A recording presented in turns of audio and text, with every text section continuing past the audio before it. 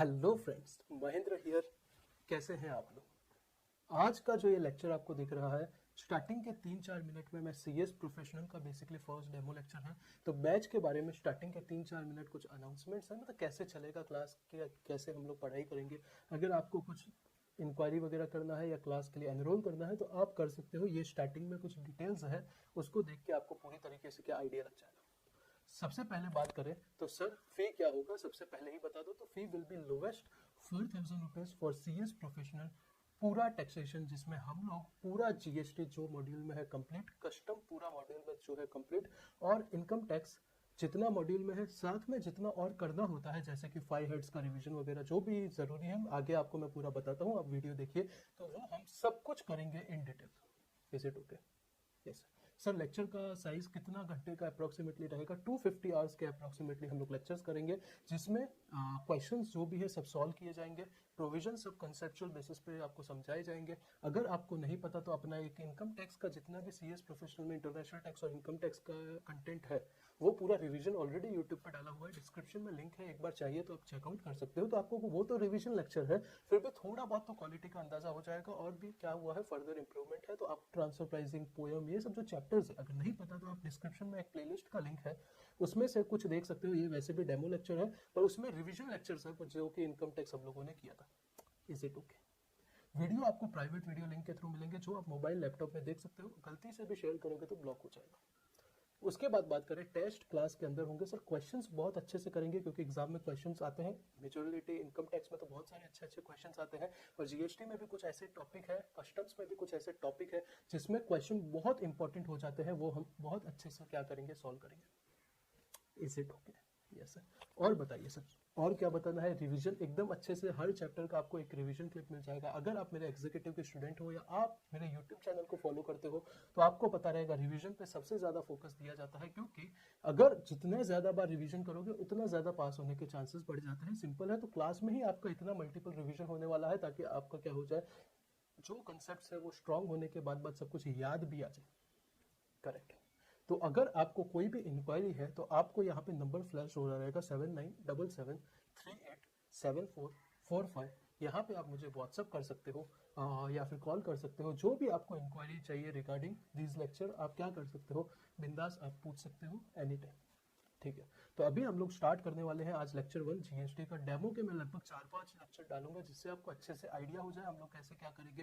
तो आज first lecture है, डेली बेसिस पे लेक्चर डेमो के डालने वाले हैं, तो आप देखते रहिए। और आपको कोई भी डाउट है तो आप मुझे व्हाट्सअप कर सकते हैं। लेक्चर्स के बाद भी अगर सब जो आपने एनरोल कर दिया, आपको कोई भी डाउट आता है पढ़ते टाइम, आप इमीडिएटली क्या करो, आप मुझे क्या कर दो, व्हाट्सअप कर दो। विद इन 1 आवर आपका क्या हो जाएगा, डाउट सॉल्व हो जाएगा, कोई प्रॉब्लम नहीं। और मैं खुद मतलब आपको कहीं पे भी ऑफिस वगैरह से कुछ कनेक्ट करने की जरूरत नहीं है, आप सीधा मुझसे क्या कर सकते हो, बात कर सकते हो। नोट्स के बारे में बताना चाहूंगा, वो आपको क्या मिलेंगे। देखो हम कैसे पढ़ने वाले हैं, अगर आप आज देखोगे तो आपको पता चलेगा। सबसे पहले मैं कंसेप्ट्स वगैरह बहुत अच्छे से कराने वाला हूँ, साथ में आपको जो मेरे नोट्स है उससे पढ़ाने वाला हूँ, और एंड में आपको मॉड्यूल से क्या कराने वाला हूँ, लिंक करवाने वाला हूँ कि ये जो हमने चीजें पढ़ी है वो सब मॉड्यूल में कवर है। इनिशियली आपको जो अपना बुक रहेगा वो सॉफ्ट कॉपी बेसिस पे पीडीएफ, जो चैप्टर पढ़ा रहा हूँ उसका पीडीएफ आपको अवेलेबल हो जाएगा इमीडिएटली, और लास्ट में आप चाहो तो आप बुक ले सकते हो। Is it okay?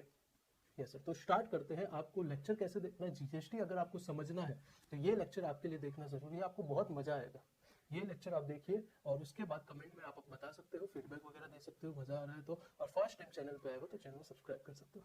Thank you. Hello friends, कैसे हैं आप लोग? तो चलो हम लोग आ गए हैं CS program, professional program of advance tax law का आपका मॉड्यूल आपके सामने खुला है।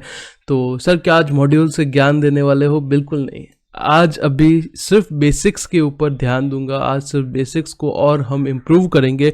अगर आपने सीएस एग्जीक्यूटिव में पहले बहुत अच्छे से पढ़ा है या नहीं पढ़ा है, मेरे लिए आज के टाइम पे कोई फ़र्क नहीं पड़ता, क्योंकि हम कहाँ पे है, एकदम स्क्रैच पे है। धीरे धीरे धीरे धीरे धीरे हम क्या करेंगे, ऊपर अपना लेवल बढ़ाते जाएंगे। Is it clear?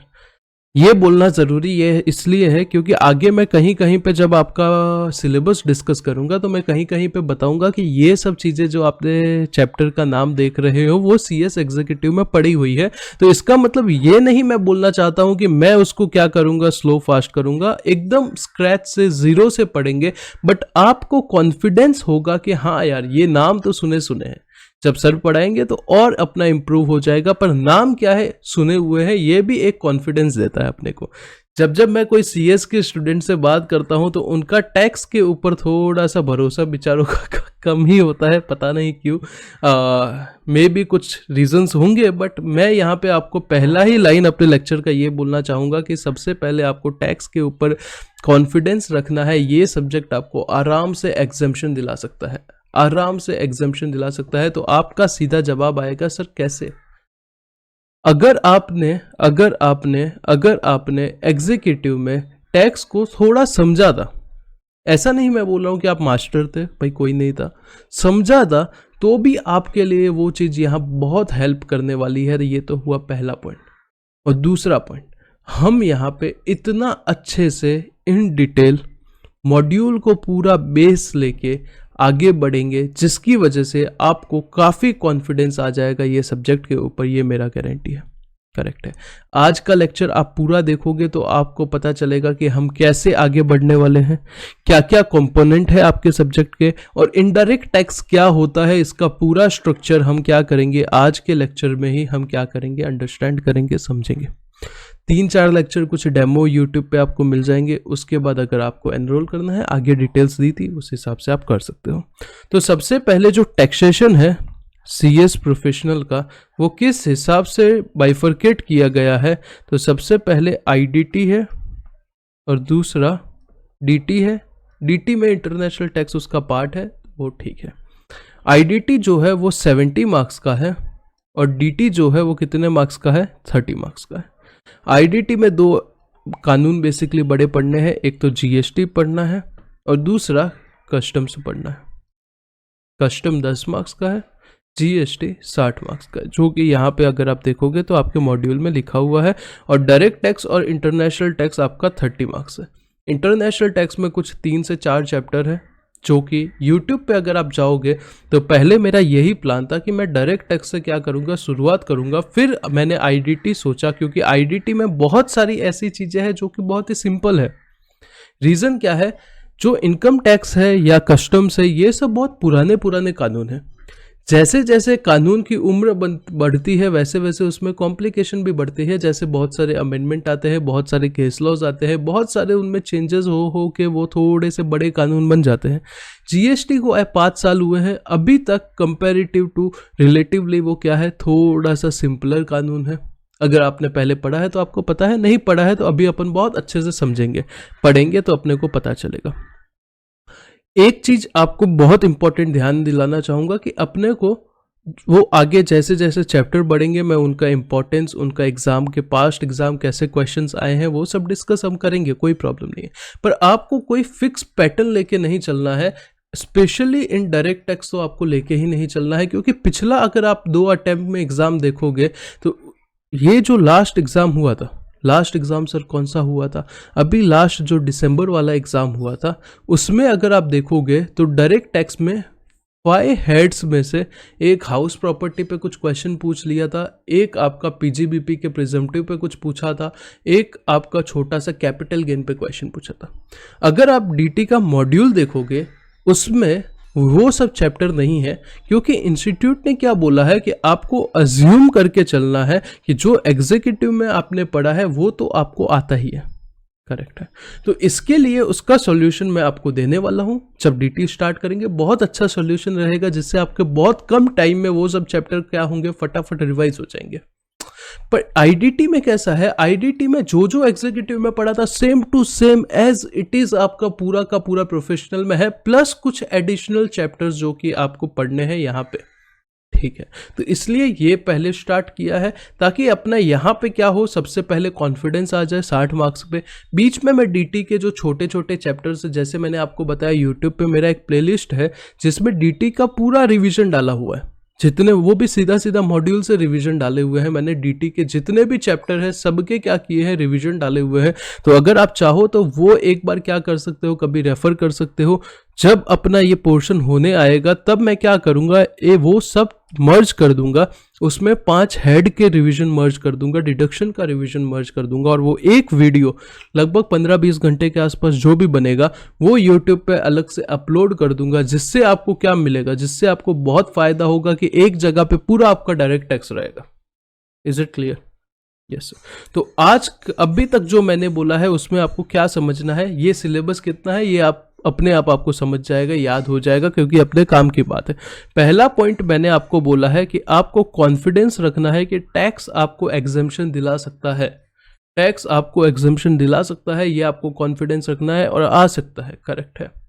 Second point, हम पूरा जो भी करेंगे हमारा बेस मॉड्यूल रहेगा।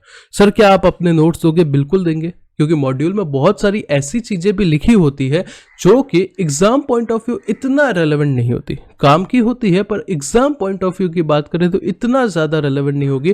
पर अपना सबसे जो मेन पॉइंट है वो ये होने वाला है कि जितनी भी चीजें मॉड्यूल में लिखी हुई है, जितने भी पैराग्राफ, जितने भी कंसेप्ट, जितने भी सेक्शंस, जितने भी प्रोविजन मॉड्यूल में लिखे हुए हैं, अपने को सब कुछ समझना है अच्छे से।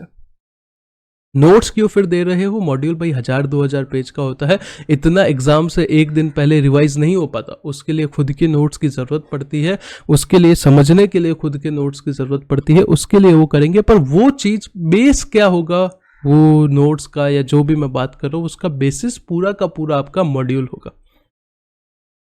Is it clear? मॉड्यूल को गलती से भी आपको इग्नोर नहीं करना है। इसका मतलब ये नहीं है कि आपको पूरा मॉड्यूल रट्टा मारना है, पर मॉड्यूल में जो चीजें लिखी है एटलीस्ट अपने को पता होनी चाहिए कि इसका रेलेवेंस क्या है, बस इतनी सी बात है। Is it clear? क्योंकि बहुत सारे सीएस के स्टूडेंट्स को मैंने देखा है कि जो लोग क्या बोलते हैं, वो लोग बोलते हैं कि भाई मॉड्यूल सही नहीं है। भाई जब आप बोलते हो मॉड्यूल सही नहीं है तब आप ICSI का क्या कर रहे हो? बेसिकली उनको ही वो बोल रहे हो ना कि भाई तुम्हारी बुक सही नहीं है। जिस बुक से आपका पेपर बनने वाला है आप बोल रहे हो कि वो बुक सही नहीं है, तो वो गलत है। कुछ क्वेश्चन ऐसे हैं जिसमें इनका है टेक्निकल, कुछ कंसेप्ट टेक्निकल एरर वगैरह है। मैंने जब DT का रिवीजन डाला था तो मैंने बोला भी था आपको, पर वो 5% भी नहीं है भाई, 95% करेक्ट है। तो ये 5% हम क्या करेंगे, हम रीजनिंग के साथ मैं बता दूंगा कि यहाँ पे कुछ अमेंडमेंट इनकॉर्पोरेट नहीं है, यहाँ पे कुछ क्या नहीं है, ये क्वेश्चन में ये सॉल्यूशन इस वजह से गलत है, ऐसे से बोलने के लिए नहीं, इस वजह से ये थोड़ा सा कुछ मिस इंटरप्रेट किया हुआ है या कुछ गलत लिखा हुआ है। इंटरप्रेट नहीं, डायरेक्टली अभी कुछ क्वेश्चन है जहाँ पे 25 लिखना था, वहाँ पे 52 लिखा हुआ है, तो अभी इसमें तो ये थोड़ा सा है प्रॉब्लम। पीछे ट्रांसफर प्राइसिंग वगैरह का जब मैंने रिवीजन डाला था तब मैंने बताया था, तो वो हम क्या करेंगे, डिस्कस करेंगे, साथ में आपको बताएंगे कि ये क्या करना है, इंप्रूव करना है, बाकी कुछ नहीं है। बाकी हम मॉड्यूल को ही बेस लेके क्या करेंगे, स्टार्ट करेंगे पढ़ना। तो ये कुछ दो चीज़ें मैं यहाँ पे बताना चाहता था। बेसिकली आपको क्या करना है, कॉन्फिडेंस रखना है किस चीज़ के ऊपर कि अपना एग्जाम्पशन आएगा। दूसरा, मॉड्यूल ही अपना बेस होना चाहिए, उसके बाद हम ऊपर से अपना सिंप्लीफिकेशन के लिए चीज़ें पढ़ेंगे, याद करने के लिए चीज़ें पढ़ेंगे, पर बेसिस मॉड्यूल होना चाहिए। बस इतनी बात बोलनी थी। GST में 5 एक्ट होते हैं जैसा कि अपने को पता है। एक होता है CGST act, central Modi ji वाला। हर एक स्टेट का अपना एक्ट होता है, state goods and services tax act. हर एक यूनियन टेरिटरी का अपना होता है UTGST एक्ट। फिर IGST एक्ट होता है जिसमें मेनली हम प्लेस ऑफ सप्लाई पढ़ते हैं, याद होगा तो। और GST compensation to states act, जो कि आपका कंपेंसेशन एग्जीक्यूटिव में एज इट इज था, सेम टू सेम है, पर हम वापस स्क्रैच से अच्छे से पढ़ेंगे। Is it clear? यस। फिर आते हैं लेसन के ऊपर। यहाँ पे चैप्टर्स के नाम दिए हैं, तो मैं चैप्टर के नाम पढ़ के कोई मतलब है नहीं। सबसे पहले आज हम चैप्टर स्टार्ट करने वाले हैं ये वाला, जो कि है ओवरव्यू ऑफ GST। आज ही स्टार्ट कर देंगे।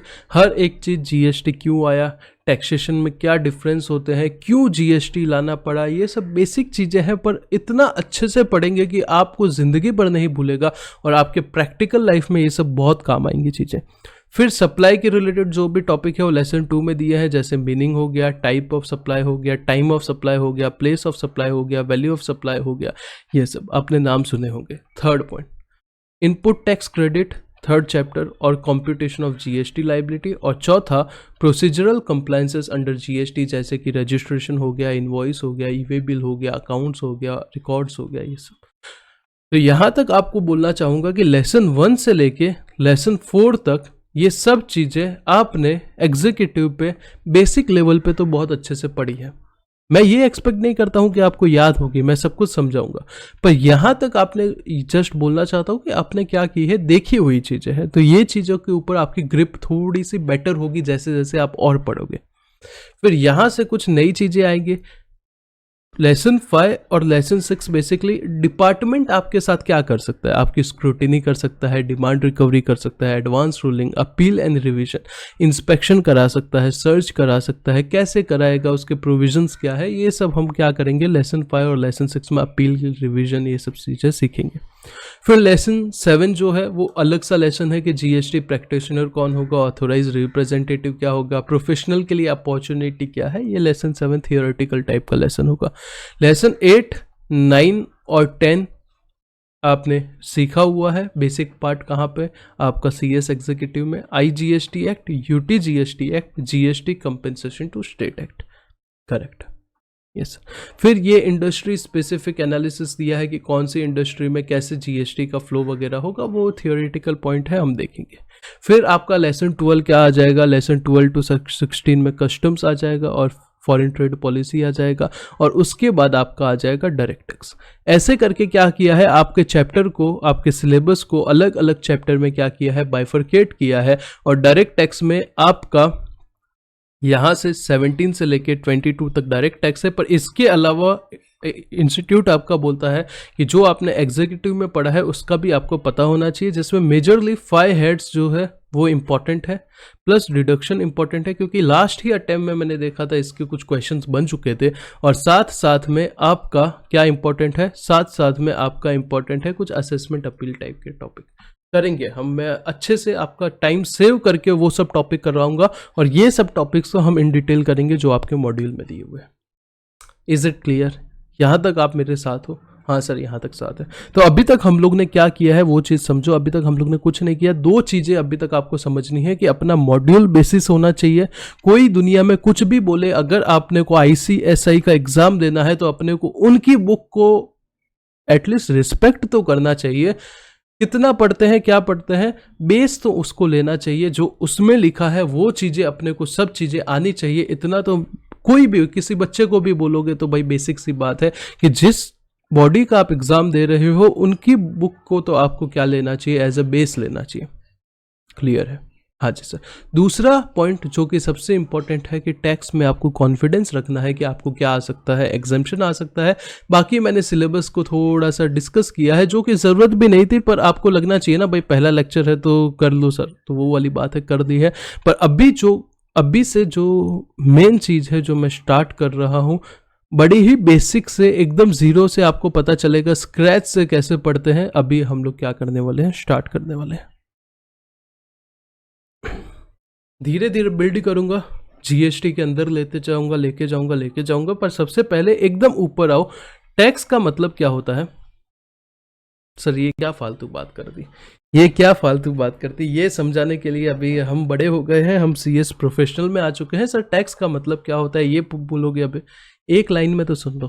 गवर्नमेंट को भाई बहुत सारी चीज़ें क्या करनी रहती है, डेवलप करनी होती है, रोड बनानी होती है, हॉस्पिटल बनानी होती है, स्कूल बनाने होते हैं, करेक्ट है। उसके लिए उनको क्या चाहिए, पैसा चाहिए। तो वो क्या करते हैं, अपने जनता से वो पैसा लेते हैं, उसको क्या बोले जाता है, टैक्स बोला जाता है। बस इतना सा ही समझ लो, इससे ज़्यादा मत समझो, चलेगा, इतना समझ लो। तो अगला क्वेश्चन आता है, टाइप ऑफ टैक्सेशन क्या होते हैं। ये सब बुक में अच्छे से लिखा रहेगा, मैं आपको नोट्स पे लेके जाऊंगा, पर पहले समझो concept. Type of taxation, sir ये भी आपने बात कर दी छोटी, पर ये छोटी बात के अंदर मैं बहुत बड़ी बड़ी बातें करूंगा जो शायद आपको नहीं पता होगी तो कॉन्ग्रेचुलेशंस, पर मेरे हिसाब से नहीं पता होगी, क्योंकि बहुत अच्छे से एग्जाम्पल्स वगैरह के साथ करेंगे तो वो चीज़ समझो। सबसे पहला सर टैक्स होता है, हमें पता है, डायरेक्ट टैक्स होता है। दूसरा टैक्स होता है सर इनडायरेक्ट टैक्स। आप बोल रहे थे ये नहीं पता, ये तो सर हम बचपन से बीकॉम से पढ़ रहे हैं भाई, अभी तो हम कितना आगे आ चुके हैं। तो समझो सर डायरेक्ट टैक्स का मतलब क्या होता है। डायरेक्ट टैक्स का मतलब होता है, फॉर एग्जांपल लेते हैं इनकम टैक्स, एक टाइप है डायरेक्ट टैक्स का। जो आदमी इनकम अर्न करता है वही आदमी क्या करता है, टैक्स भरता है, टैक्स पे करता है। जैसे ये मैं हूं, मैं साल का मंथली 1 लाख रुपए सैलरी है, साल का 12 लाख रुपए सैलरी है, तो ये 12 लाख रुपए पे टैक्स कौन भरेगा? मैं ही भरूंगा।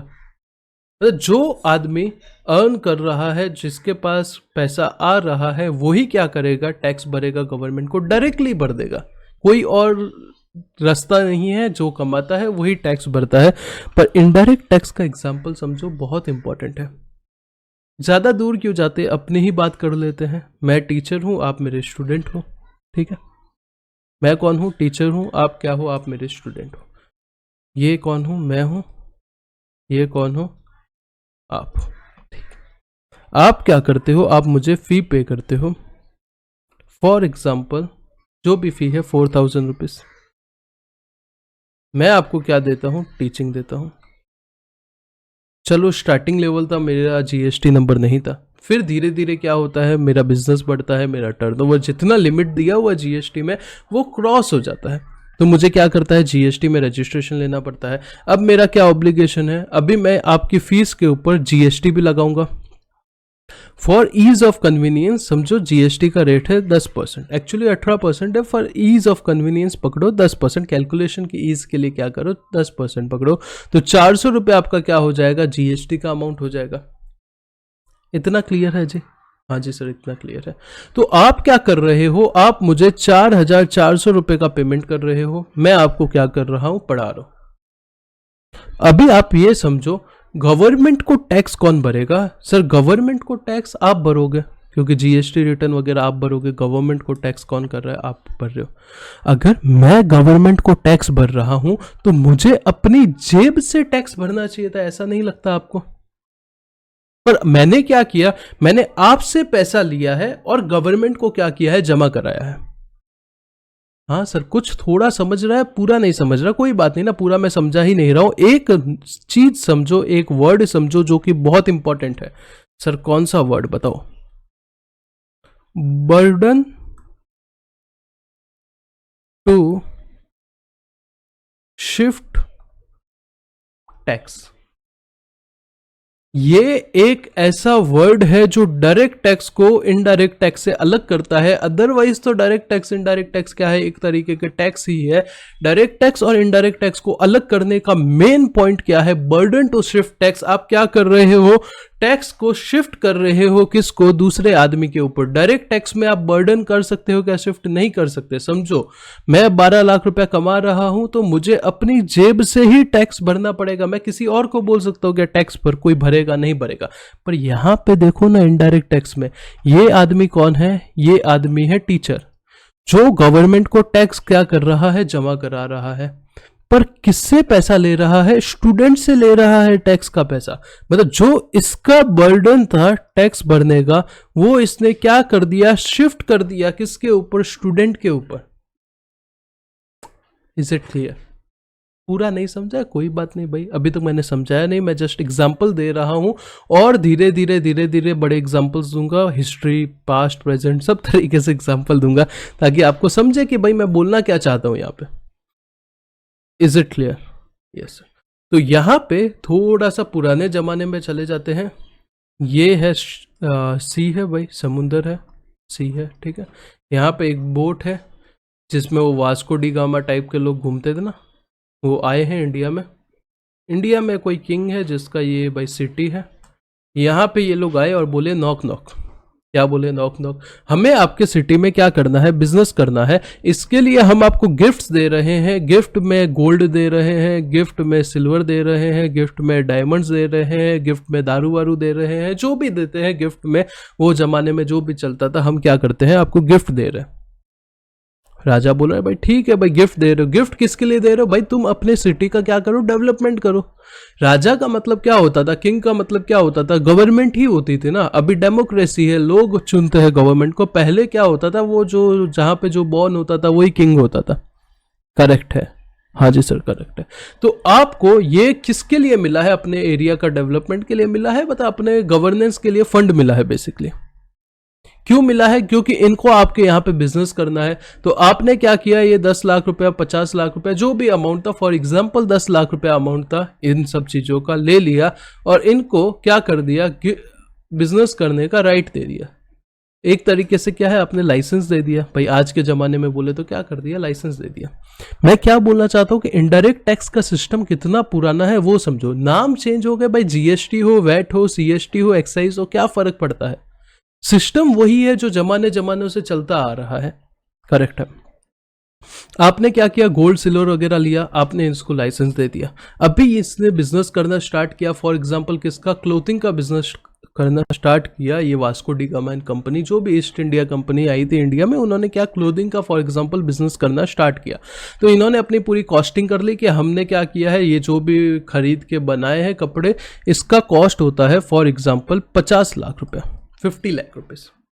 तो अब आप बताओ, आपको क्या लगता है, ये जो 10 लाख रुपए, ये जो 10 लाख रुपीस इन्होंने क्या किया था, ये किंग को पेमेंट किया था, ये 10 लाख रुपए का ये किंग को पेमेंट किया था।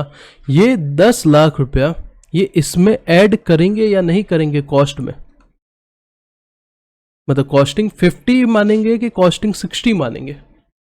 सर ऑब्वियस ही बात है, ये 10 लाख भी तो इंक्लूड करेंगे, क्योंकि ये भी तो इनके लाइसेंस लेने का खर्चा ही था एक तरीके से। तो ये क्या करेंगे, 60 लाख को कॉस्ट मान लेंगे, और इसमें क्या करेंगे, अपना जो भी इनको प्रॉफिट लेना होगा, जो भी प्रॉफिट लेना होगा, फॉर एग्जांपल 20 लाख रुपए का इनको प्रॉफिट चाहिए, तो ये प्रॉफिट इंक्लूड करके 80 लाख में क्या कर देंगे, सेल कर देंगे चीजें। तो भाई ये भी तो वही कर रहे हैं। ये 10 लाख जो टैक्स था, ये 10 लाख को क्या किया इन्होंने, बर्डन जो था 10 लाख का इनको नहीं लेना था, इन्होंने क्या कर दिया है, 10 लाख का बर्डन शिफ्ट कर दिया जो खरीदेगा उसके ऊपर। भले ही इन्होंने गवर्नमेंट को 10 लाख रुपए का पेमेंट किया है, पर इन्होंने अपने जेब से नहीं किया, क्योंकि इनको पता है फ्यूचर में जो मैं माल बेचूंगा उससे मैं ये 10 लाख रुपया क्या करूंगा, रिकवर कर दूंगा।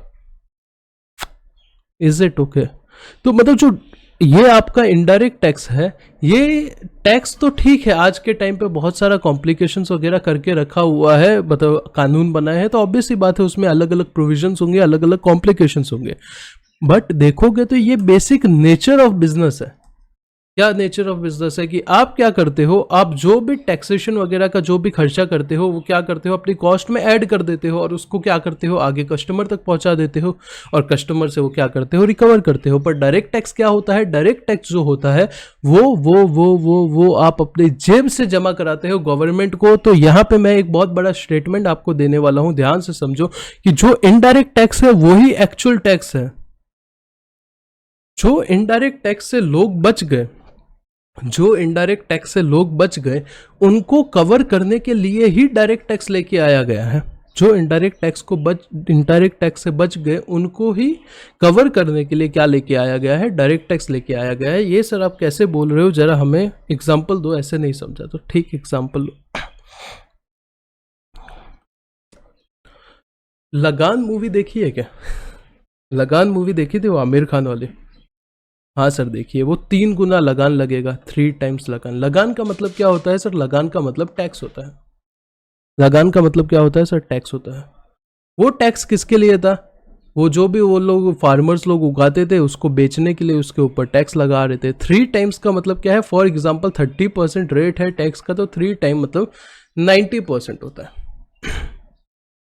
Is it clear? हाँ जी सर क्लियर है। तो अभी आप ये समझो मेरी बात कि ये 90%, समझो कोई प्रोडक्ट का वैल्यू है 100 रुपया, उस पर टैक्स लगा 90 रुपीज़, सेलिंग प्राइस कितना हुआ? 190 रुपीज़ हुआ। करेक्ट। प्लस सेलिंग प्राइस मतलब total cost, basically total cost कितना हुआ? 190 हुआ। इसके ऊपर ये क्या करेंगे, अपना कुछ प्रॉफिट ऐड करेंगे, जो भी उसको लेना है, समझो 10 रुपया प्रॉफिट लेना है, 200 रुपया बेच देंगे। अभी वो लगान के इमोशन में मत जाओ कि वो एक दाढ़ी वाले अंकल थे, एक बूढ़े अंकल थे, वो सब मत सोचो। बिजनेसमैन के पॉइंट ऑफ व्यू से सोचो कि वो क्या करेंगे। वो अभी ये जो अपना गेहूं वगैरह बेचेंगे, वो कौन सी प्राइस के ऊपर बेचेंगे? वो सर 200 रुपये पे बेचेंगे।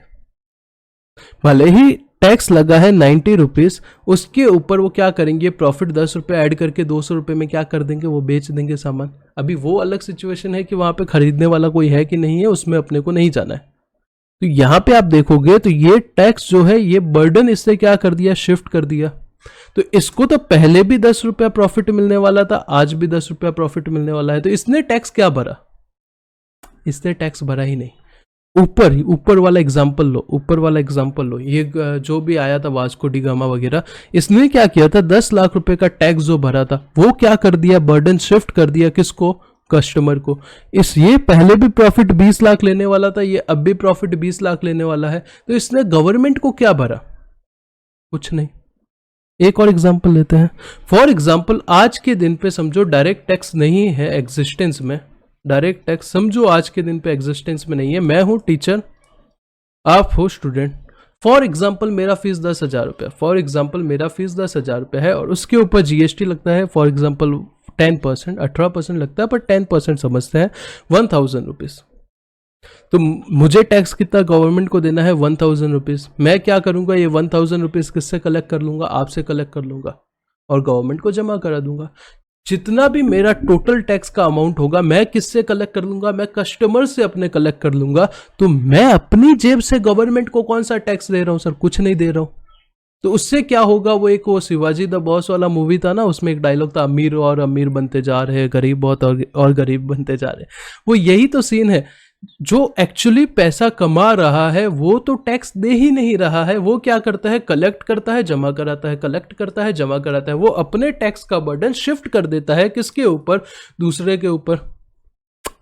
समझ रहे हो भाई? हाँ जी सर समझ रहे हैं। तो वो केस में क्या किया जाए? तो गवर्नमेंट ने इंट्रोड्यूस किया डायरेक्ट टैक्स कि भाई तुम्हारे पास कितना पैसा है, तुम्हारी कितनी इनकम हुई है, उसके ऊपर तुम क्या करो? हमें टैक्स जमा करो। तुम्हारी कितनी इनकम हुई है उसके ऊपर क्या करो? तुम टैक्स जमा कराओ। किसे जमा कराओगे? गवर्नमेंट को जमा कराओगे। उसको क्या बोलेंगे सर? उसको बोलेंगे डायरेक्ट। इतना क्लियर है? हाँ क्लियर है। पहले एक और टैक्स हुआ करता था, मोदी जी आए तो अबॉलिश कर दिया था उसको, वेल्थ टैक्स हुआ करता था। कितनी आपने वेल्थ जमा की है उसके ऊपर टैक्स भरो। अभी भी एक कानून है, ब्लैक मनी का कानून है। मतलब आपने कितनी फॉरेन में अनडिस्क्लोज इनकम रखी हुई है, अनडिस्क्लोज फॉरेन में एसेट रखे हुए हैं, उसके ऊपर क्या करो? टैक्स जमा करो। करेक्ट है? हाँ जी सर करेक्ट है। तो बस ये वाली कुछ चीजें बताई मैंने। अभी तक क्या बताया? मैंने सिर्फ एक पॉइंट बताया है कि burden to shift tax. Burden to shift tax का मतलब क्या होता है? डायरेक्ट टैक्स में आप अपने टैक्स का बर्डन किसी पे शिफ्ट नहीं कर सकते। इनडायरेक्ट टैक्स में आप क्या कर सकते हो? शिफ्ट कर सकते हो। इसकी वजह से क्या हो रहा था? इसकी वजह से जो अमीर था वो और अमीर बनता जा रहा था, गरीब था वो और गरीब बनता जा रहा था। जिसकी वजह से गवर्नमेंट ने क्या किया? एक प्रोग्रेसिव नेचर का टैक्स लेके आए। प्रोग्रेसिव नेचर का मतलब क्या होता है? जैसे जैसे आपका इनकम बढ़ेगा वैसे वैसे आपका टैक्स बढ़ेगा।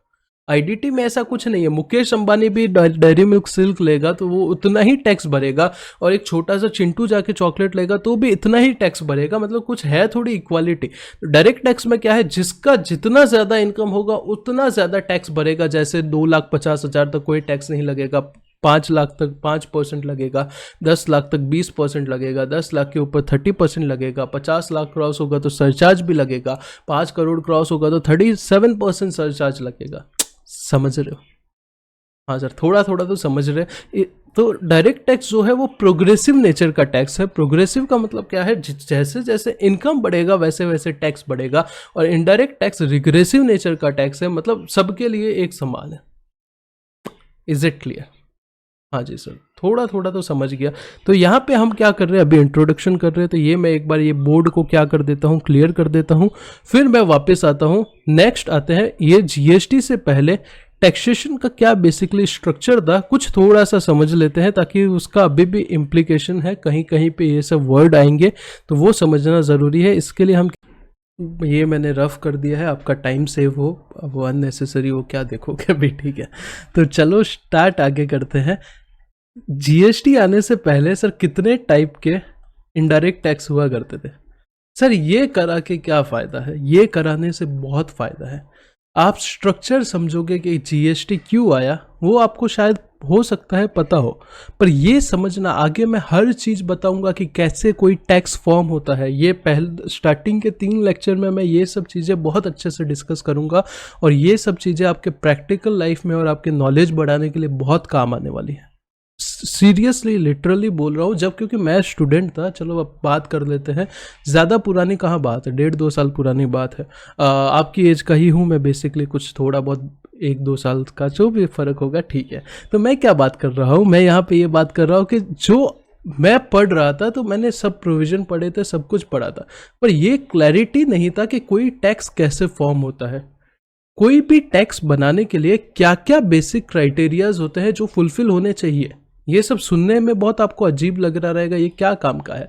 आगे मैं एकदम टाइम स्पेसिफिक, जितना कम टाइम में जितना ज़्यादा कंटेंट दे सकूँ वो सब बातें ही करूँगा। पर स्टार्टिंग के 2-3 लेक्चर में मैं आपको क्या करूँगा, टैक्सेस के बारे में बहुत सारी चीज़ें बताऊँगा जो आपके काम आएगी। उसके लिए ये समझना ज़रूरी है कि इनडायरेक्ट टैक्स में पहले कैसे कैसे टाइप के टैक्स हुआ करते थे, उससे क्या होगा, और वो कुछ कुछ टैक्स आज भी जिंदा है, मतलब कहीं कहीं पे वो चीज़ें अभी भी क्या होती है, अप्लाई होती है। तो जैसे एक्साइज करके एक टैक्स हुआ करता था, आज भी कोई कोई चीज़ पे लगता है, कहाँ पे लगता है बाद में बताऊंगा। कस्टम्स करके एक टैक्स है जो कि आज भी है, पहले भी था। सर्विस टैक्स हुआ करता था जो कि आज नहीं है। वैट हुआ करता था, CST हुआ करता था, ऑक्ट्रॉय, LBT वगैरह हुआ करते थे। ये सब तो चलो मिसलेनियस है, मेन जो ऊपर लिखे उसकी बात करते हैं। देखो, कोई भी चीज पे एक्साइज कब लगेगा, जैसे जैसे जैसे कोई भी आदमी के ऊपर सर इनकम टैक्स कब लगेगा ये बताओ। सर जब वो इनकम अर्न कर लेगा। बेसिक सी बात तो यही है ना। फिर सेक्शन 4 इनकम टैक्स का कुछ चार्जिंग सेक्शन के बारे में बताता है, उसको आगे साइड में रखते हैं। बेसिक बात क्या है, इनकम टैक्स आप कब भरोगे, जब आप इनकम अर्न करोगे तब आप क्या करोगे, इनकम टैक्स भरोगे। उस हिसाब से सर आप एक्साइज कब भरोगे, जब आप कोई चीज का क्या करोगे, मैन्युफैक्चर करोगे। क्या करोगे, कोई भी चीज को मैन्युफैक्चर करोगे तो क्या करोगे, आप एक्साइज भरोगे। कस्टम्स कब भरोगे, कस्टम्स आपके सिलेबस में है वैसे भी। कस्टम्स आप कब पे करोगे, जब आप इंपोर्ट या एक्सपोर्ट करोगे तो आपको क्या करना पड़ेगा, कस्टम भरना पड़ेगा। सर सर्विस टैक्स कब भरोगे, जब आप कोई भी सर्विसेज दोगे, जैसे आप CA का सर्विस दे रहे हो, कोचिंग का सर्विस दे रहे हो, आर्किटेक्ट का सर्विस दे रहे हो, इंटीरियर डेकोरेटर का सर्विस, कोई भी सर्विस दोगे तो आप क्या करोगे, सर्विस टैक्स जमा कराओगे। वैट और CST क्या है सर, वैट जो है वो एक टैक्स नहीं है, वो क्या है, एक सिस्टम है टू कलेक्ट टैक्स। इसके बाद ही, ये बताने के बाद ही मैं वैट के सिस्टम को आपको एक्सप्लेन करूंगा। पर वैट क्या है, वैट एक तरीके का फॉर इंडियन पर्सपेक्टिव क्या था, सेल्स टैक्स था, और CST भी क्या था, सेल्स टैक्स था। ये कब, वैट कब लगता था और CST कब लगता था, अगर आप इंटरस्टेट सर इंटरस्टेट क्या होता है भाई, बताऊंगा यार, शांति रखो। इंटरस्टेट सेल करते थे तो क्या लगता था, CST लगता था। अगर आप इंट्रा स्टेट सेल करते थे तो क्या लगता था, वैट लगता था। तो सर अब इंटरस्टेट इंट्रास्टेट क्या है, इसका तो आपको पता है, GST में बहुत ज़्यादा आगे रेफरेंस आएगा। तो बड़ी ही सिंपल सी चीज़ है। आपने कभी सुना है कि किसी ने इंटर कास्ट मैरिज कर ली? क्या आपने सुना है किसी ने क्या कि इंटर कास्ट मैरिज कर ली? हाँ सर सुना है। इसका मतलब क्या होता है, उसने अपनी कास्ट को छोड़ के किसी और कास्ट में शादी कर ली। सिंपल है। हाँ सर सिंपल है। तो सेम ही है, इंटर स्टेट सेल का मतलब क्या है, आपने अपने स्टेट को छोड़ के कोई और स्टेट में सेल कर दी तो उसको क्या बोला जाएगा, इंटर बोला जाएगा। इंट्रा का मतलब क्या है, आपने उसी स्टेट के अंदर अंदर क्या की, सेल की, तो उसको क्या बोला जाएगा, इंट्रा स्टेट बोला जाएगा। Is it clear? हाँ जी सर। तो इंटर स्टेट का मतलब क्या है, आपने एक स्टेट से दूसरे स्टेट में सेल की तो उसको क्या बोला जाएगा, इंटर स्टेट बोला जाएगा। और वहां पे क्या लगता था, CST लगता था। अगर आपने उसी स्टेट के अंदर अंदर सेल की है तो वहां पे क्या लगता था, वैट लगता था। क्यों लगता था, क्या लगता था, वो भी आगे बताऊंगा मैं। इतना क्लियर है? मतलब आगे, मतलब ये जो डेमो लेक्चर्स है उसमें ही सब कुछ एक्सप्लेन कर दूंगा। तो ये कुछ टाइप के टैक्स थे जो कि आज भी एग्जिस्टेंस में है। तो सर ये बताओ पहले कि सर ये टैक्सेस हटा के GST लाने का लॉजिक क्या है? इतने सारे तुम्हारे पास ऑलरेडी सिस्टम बना हुआ था ना यार, एक सिस्टम बना हुआ था, वो सिस्टम को पूरा तोड़ा और वो तोड़ के एक पूरा नया सिस्टम लेके आए। उसका क्या लॉजिक है? लॉजिक है ये देखो, ये कोई आदमी है, टाटा है फॉर एग्जांपल, जो क्या है, मैन्युफैक्चरर है। ये जो एग्जांपल है इसमें फ्लॉज है कुछ। ये एग्जांपल सिर्फ आपको समझाने के लिए है, ये कंसेप्ट। इसमें कुछ फ्लॉ है, मैं अभी बता देता हूँ। यहाँ पे मैं ITC का यूज़ नहीं कर रहा हूँ ये एग्जांपल में। उसका रीज़न है क्योंकि मैंने अभी तक आपको वो एक्सप्लेन नहीं किया है कंसेप्ट। पर जैसे मैंने ऊपर आपको सिस्टम बताया है, वो सिस्टम को तोड़ के नया सिस्टम लाने का क्या ज़रूरत था वो यहाँ बात कर रहे हैं। तो ये एक एग्जाम्पल से समझने की कोशिश करो। मेरे को मैन्युफैक्चरिंग का कॉस्ट लगा है 100 रुपीज़। कितना लगा है? 100 रुपये। उस पे एक्साइज लगा है फॉर एग्जाम्पल 10 रुपये, 10 नहीं लगता पर समझो 10 रुपये लगा है, कितना हो जाएगा 110 रुपया हो जाएगा। इसके ऊपर मैं अपना प्रॉफिट मार्जिन ऐड करता हूं 10 रुपया, तो टोटल सेलिंग प्राइस क्या हो जाएगा 120 रुपया हो जाएगा। किसका, ये मैन्युफैक्चरर का। यहां तक साथ हो गया, हाँ जी सर यहां तक साथ है। अभी ये मैन्युफैक्चरर ने क्या किया, ये सामान बेच दिया किसको, होलसेलर को, होलसेलर जो भी स्पेलिंग है ठीक है। होलसेलर ने क्या किया है, ये सामान खरीदा है, उसके लिए कॉस्ट क्या होगा सर, उसके लिए कॉस्ट होगा ये 120 रुपया, 120 रुपया। इसके ऊपर फॉर एग्जांपल इसने क्या किया है, इंटर स्टेट बेचा है, CST जमा कराया है, सेंट्रल सेल्स टैक्स जमा कराया है, जो है 10 रुपया।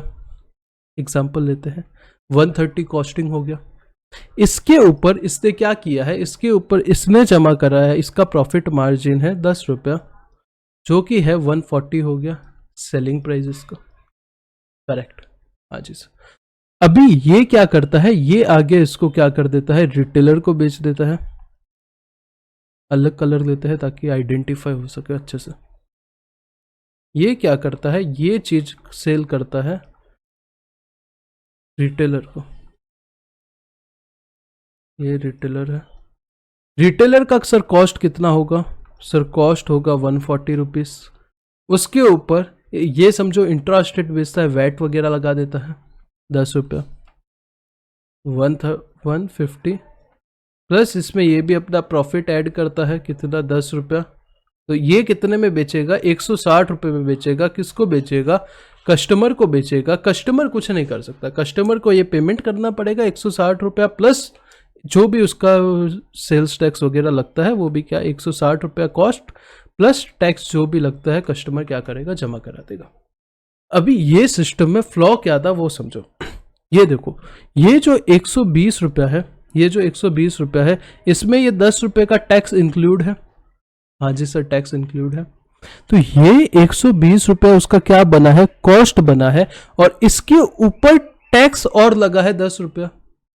तो ये 10 रुपये तो हम लोग ने ऐसे ही रैंडम एग्जांपल लिया है, एक्चुअल तो कुछ परसेंटेज लगेगा। हाँ जी सर, तो ये जो 10 रुपया है वो इसके ऊपर भी लगा है, करेक्ट है। ये एक्साइज यहाँ पे लगा था, इसके ऊपर भी ये 10 रुपया लगा है टैक्स, करेक्ट है। बताइए, ये लगने के बाद ही 120 रुपया हुआ था प्राइस, और ये 120 रुपये पे फिर टैक्स लग रहा है, मतलब ये 10 रुपये के ऊपर भी फिर टैक्स लग रहा है।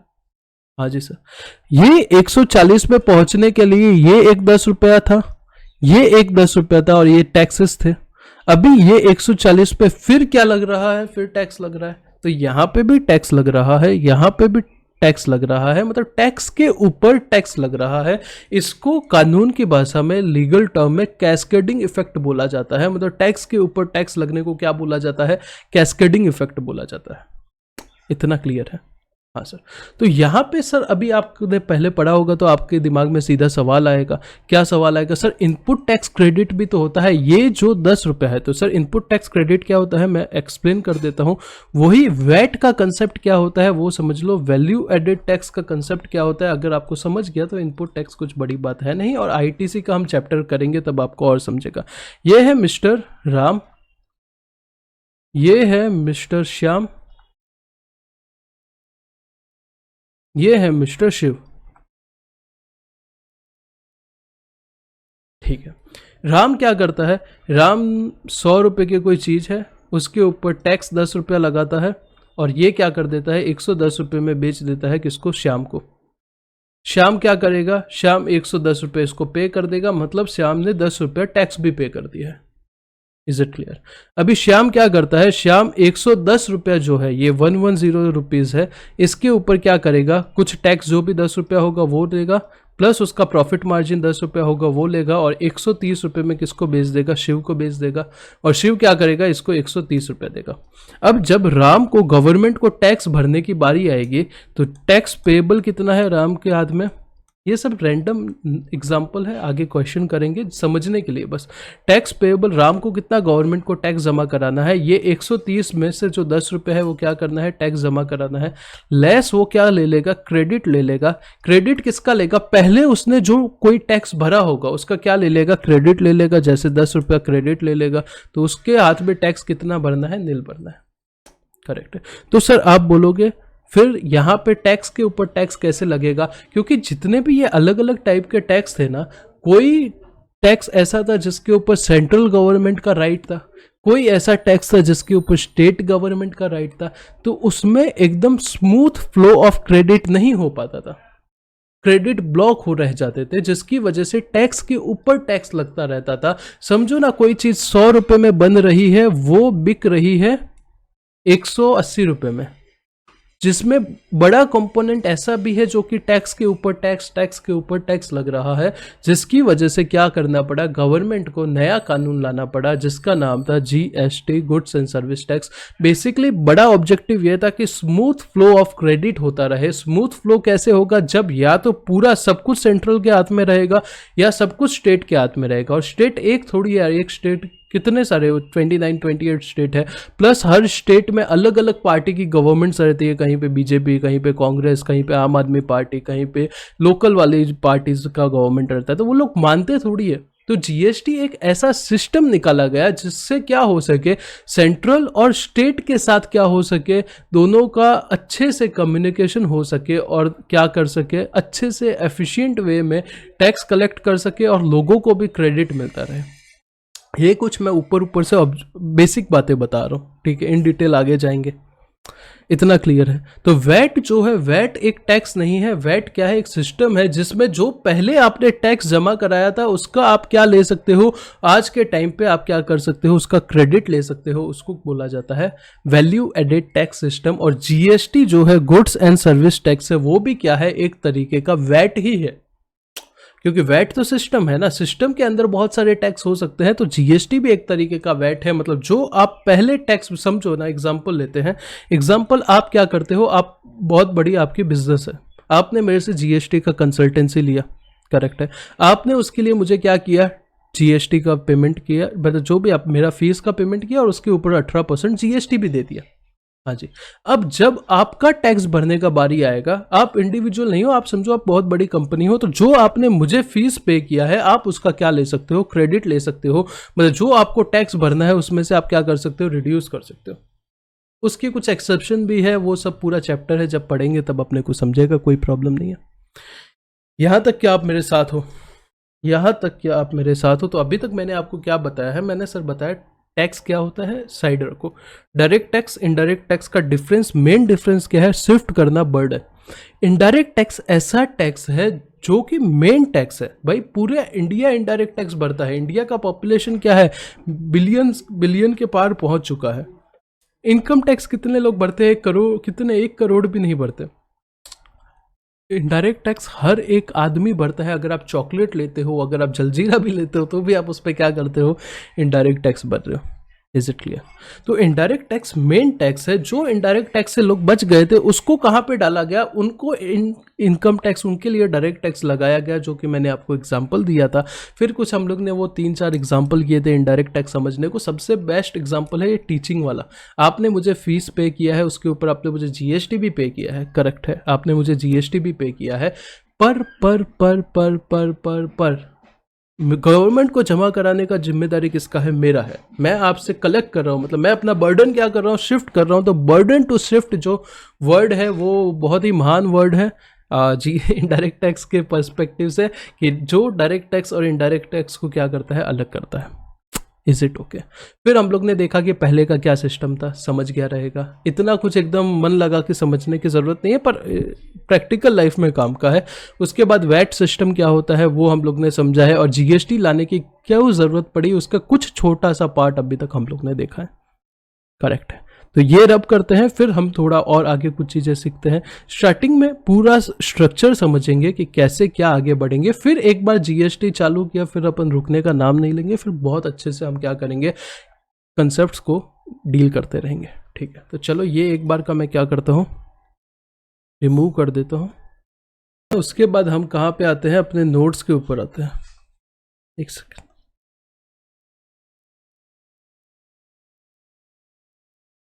हाँ ठीक है, एक मतलब आगे एक और कंसेप्ट सीखते हैं। जीएसटी जो है वो डेस्टिनेशन बेस्ड टैक्स है। ये आपको आगे आएगा वर्ड, डेस्टिनेशन बेस्ड टैक्स है।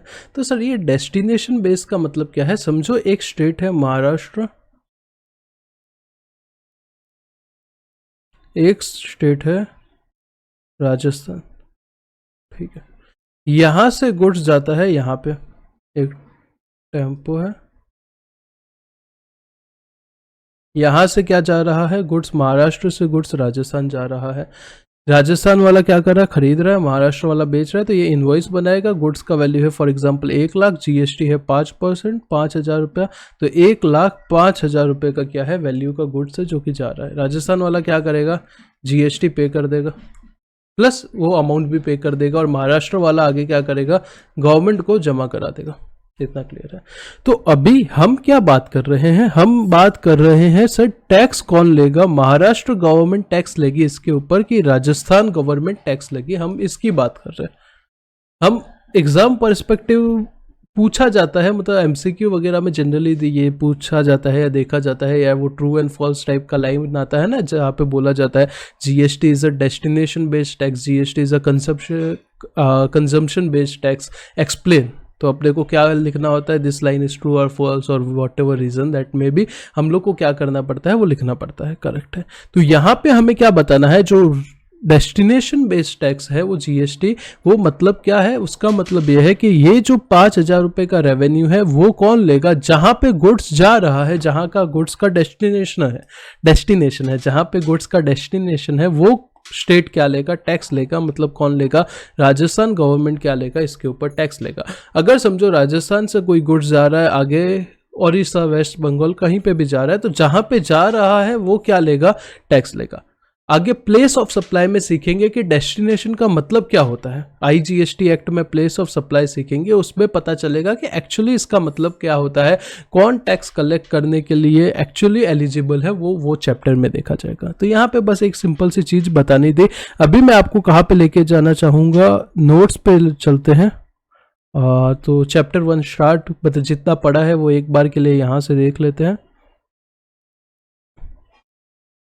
इंट्रोडक्शन।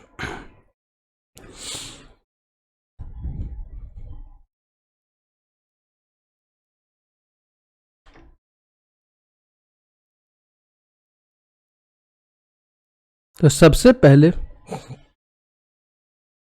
व्हाट इज टैक्स में क्या है, टैक्स एक बर्डन है जो कि इंडिविजुअल या प्रॉपर्टी ओनर के ऊपर लगाया जाता है। कौन लगाता है, गवर्नमेंट लगाता है, किसके लिए, ताकि उसको क्या कर सके, वो आगे अपना खर्चा वगैरह कर सके।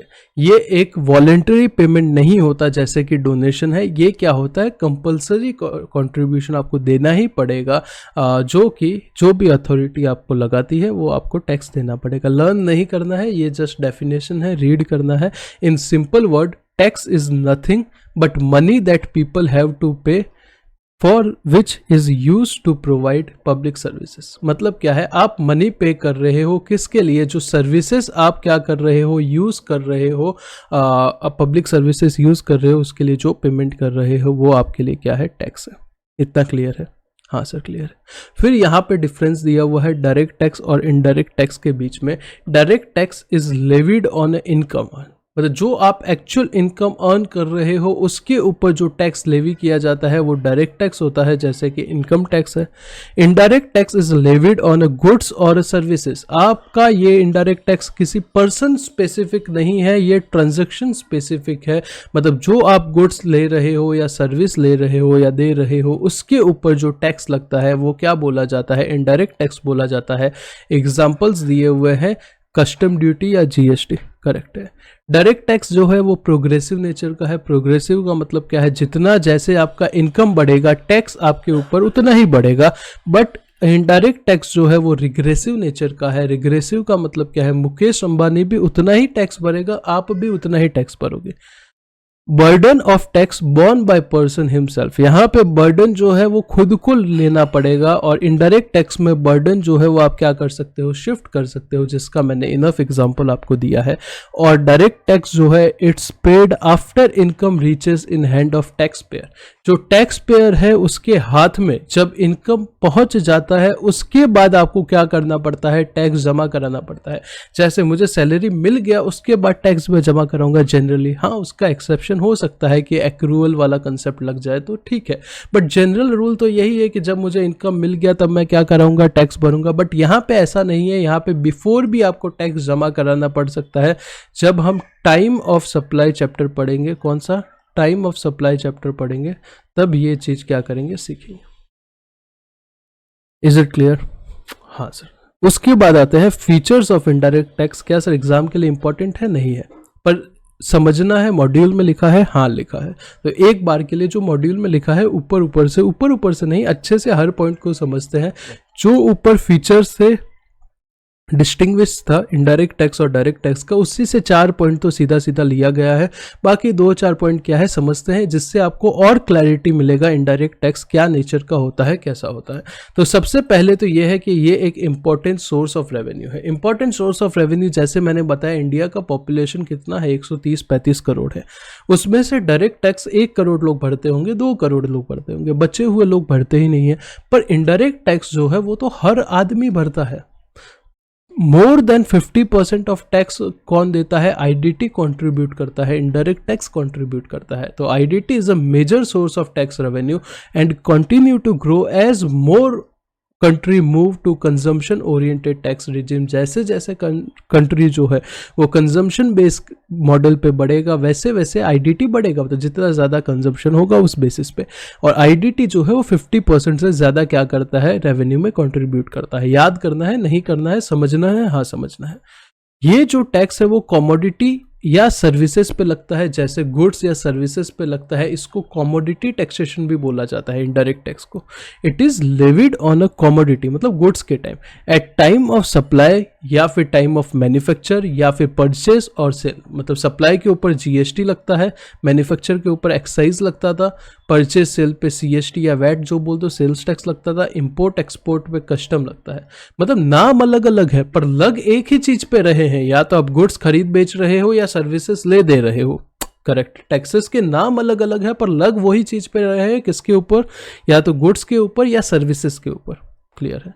Shifting of burden, shifting of burden का मतलब क्या है, आपको बहुत अच्छे से समझाया। टीचर वाला एग्जाम्पल बेस्ट है या फिर आपका डेयरी मिल्क वाला एग्जाम्पल सबसे बेस्ट है। आप जाके चॉकलेट खरीद रहे हो तो आप क्या कर रहे हो, टैक्स दे रहे हो। किसको दे रहे हो, शॉपकीपर को दे रहे हो। शॉपकीपर किसको दे रहा है, गवर्नमेंट को दे रहा है। करेक्ट है, गवर्नमेंट को टैक्स जमा कराने की जिम्मेदारी शॉपकीपर की है, पर वो अपना बर्डन आपकी तरफ क्या कर देता है, शिफ्ट कर देता है। सिंपल। चौथा point, no perception of direct pinch. Direct tax जो है उसमें डायरेक्ट पिंच का क्या होता है, एहसास होता है। समझो आपका इनकम कितना है, 5 करोड़ के ऊपर है, ठीक है, तो आपको इनकम टैक्स कितना भरना पड़ेगा पता है। पहले तो टैक्स जो है वो आपका 30% की रेट से भरना पड़ेगा।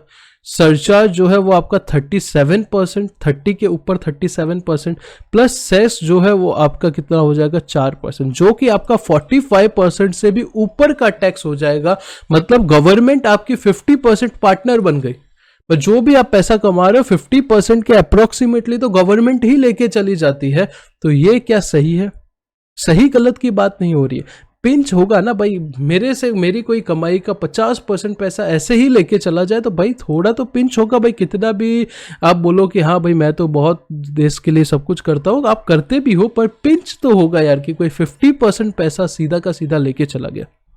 करेक्ट है, हाँ सर। तो वो 50% जो पैसा है वो आईडीटी में क्या नहीं होता, बिल आपको लगता ही नहीं है 50% नहीं होता, पर जितना भी होता है आईडीटी में आपको डायरेक्ट पिंच नहीं होता। समझो आपने 200 रुपए की डेयरी मिल्क सिल्क चॉकलेट ली है जाके, उसमें समझो 20 रुपया फॉर एग्जाम्पल टैक्स का कंपोनेंट है, तो आपको क्या फर्क पड़ता है? आप बोलोगे मैं तो 200 रुपये प्राइस पे करवा, आपने कभी पीछे खोल के भी नहीं देखा होगा उसके ऊपर टैक्स का कितना कंपोनेंट है। करेक्ट है, हाँ जी सर। तो वही बात है कि आपको डायरेक्ट पिंच नहीं होता इनडायरेक्ट टैक्सेस में। बहुत सारे टीचर्स का भी आपने देखा रहेगा फी रहता है ऐसा 12,000 रुपया, तो आप बोलते हो क्या सर ये जीएसटी नहीं लेते? जीएसटी लेते हैं, पर उसमें क्या होता है, जीएसटी इंक्लूसिव होता है, वो 12,000 रुपये आपको बोलते हैं आपको फ़ी देना है, इसमें से वो रिवर्स कैलकुलेट कर लेते हैं और जीएसटी का जो कंपोनेंट होता है वो गवर्नमेंट को जमा करा देते हैं। करेक्ट। फिर बात करते हैं इन्फ्लेशनरी होता है, क्योंकि भाई प्राइस होती है उसके ऊपर क्या लग जाता है, आपका ये लग जाता है टैक्स, जिसकी वजह से प्राइस बढ़ जाता है, प्राइस बढ़ जाता है तो इन्फ्लेशन बढ़ेगा।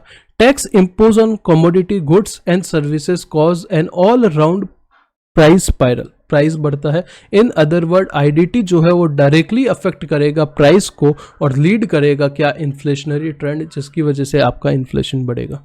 फिर बात करते हैं वाइडर टैक्स बेस। आपका जो आईडीटी है वो वाइडर टैक्स बेस है। वाइडर टैक्स बेस का मतलब क्या है, हर आदमी टैक्स भरेगा, चाहे कोई 5 साल की कोई चिंटू चिंटी जो चॉकलेट ले रही है वो हो या मुकेश अंबानी हो, हर आदमी जो कुछ भी खरीद रहा है बेच रहा है वो क्या कर रहा है, इसके अंदर आ रहा है और टैक्स भर रहा है। तो मतलब बहुत सारे लोगों का टैक्स बेस है जो लोग क्या करते हैं, टैक्स जमा करते हैं। Unlike the direct tax, the IDT have a wider tax base. Majority of the product और services are subject to IDT which low threshold, मतलब जिनका थ्रेशोल्ड कम है, मतलब 20 लाख रुपए से ज़्यादा क्रॉस हो जाता है तो आपको जीएसटी रजिस्ट्रेशन लेना पड़ता है और आपको क्या करना पड़ता है, टैक्स जमा कराना पड़ता है। 7वां point, promote social welfare. Social welfare का यहाँ पे क्या मतलब है, आपको पता होगा जैसे अल्कोहल हो गया, दारू हो गया, सिगरेट वगैरह हो गए, टोबैको प्रोडक्ट्स हो गए, जो आपका गांजा वांजा, ये सब जो भी चीज़ें होती है इसके ऊपर जो इनडायरेक्ट टैक्सेस होता है, जो सिन प्रोडक्ट बेसिकली जिनको हार्मफुल प्रोडक्ट या सिन प्रोडक्ट जिनको बोला जाता है, उनके ऊपर आईडीटी का रेट हाई रहता है। उसके ऊपर अलग अलग कंपेंसेशन सेस वगैरह बहुत कुछ लगाते रहते हैं ये लोग, अनलिमिटेड, मतलब बोले ना कि मतलब फुल टैक्स लगाते हैं किसके ऊपर, जो सिन प्रोडक्ट होते हैं उसके ऊपर। तो यहाँ पे ये लोग बोलना चाहते हैं कि अगर आप क्या करते हो, अगर आप आईडीटी को देखते हो तो वो क्या करता है, सोशल वेलफेयर के तरफ जाता है कि जो प्रोडक्ट ज़्यादा खराब है, मतलब जो कि हार्मफुल है, उसको क्या कर रहे हैं हम, ज़्यादा टैक्स ले रहे हैं उससे, और उससे क्या कर रहे हैं, डेवलपमेंट का काम वगैरह कर रहे हैं। बोलने का मतलब वो है, ठीक है। और लास्ट है regressive in nature. Regressive in nature का मतलब क्या है, सबके लिए एक समान है। प्रोग्रेसिव डायरेक्ट टैक्स है, जिसका जितना इनकम बढ़ेगा उतना ज़्यादा टैक्स बढ़ेगा। रिग्रेसिव मतलब सबके लिए एक समान है, भाई किसी के लिए कुछ अलग नहीं है। Is it clear? यस। तो आप क्या करो, पॉज करते करते यहाँ से लेके यहाँ तक पढ़ना स्टार्ट करो। अभी थोड़ा सा एग्जाम दूर है तो फटाफट रीड करो। याद करना है नहीं करना है, कुछ टर्म्स पढ़ने हैं, हाँ समझने हैं, डायरेक्ट टैक्स इनडायरेक्ट टैक्स ये सब, प्रोग्रेसिव रिग्रेसिव डेस्टिनेशन वगैरह ये सब समझना है। पर एक बार फटाफट रीड कर लीजिए पॉज करते करते।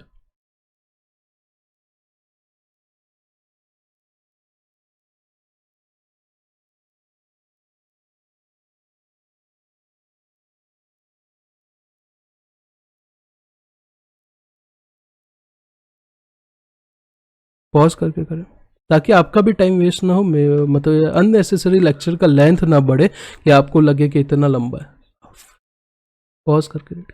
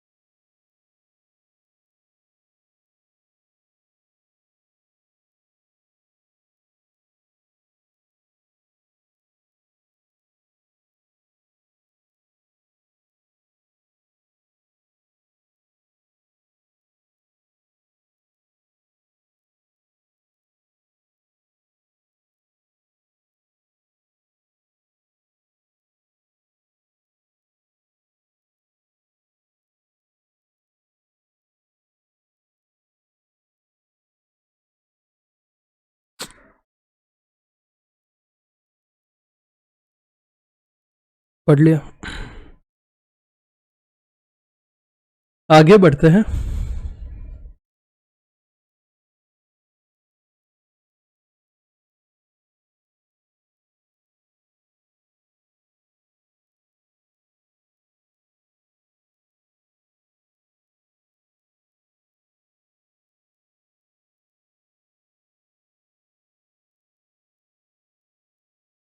नेक्स्ट फिर आ जाते हैं टैक्स हायरार्की के ऊपर कि भाई क्या हायरार्की होगा जीएसटी का। तो उसके बारे में कुछ छोटी छोटी चीज़ें हैं जो समझते हैं, जिससे अपने को पता चले कि जीएसटी कैसे, लॉ जो है वो कैसे काम करेगा उसके बारे में। करेक्ट है।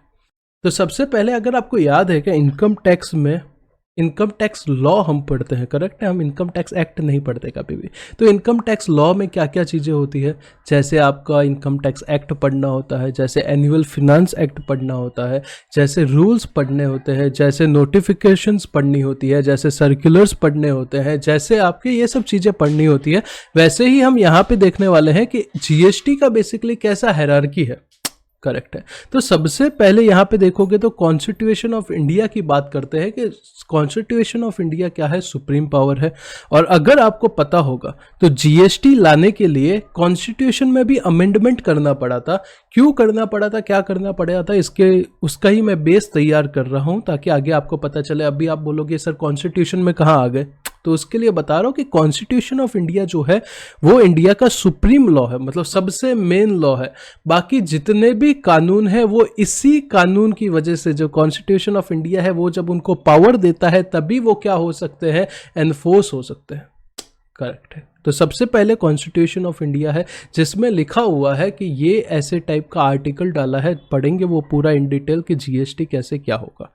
सेकंड जो है वो एक्ट है, अपने को एक्ट पढ़ना पड़ेगा। तो सर कौन कौन से एक्ट पढ़ने पड़ेंगे वो बताओ। तो जैसे हमने स्टार्टिंग में जब सिलेबस देख रहे थे तब मैंने बताया था, फिर से थोड़ा सा देखते हैं।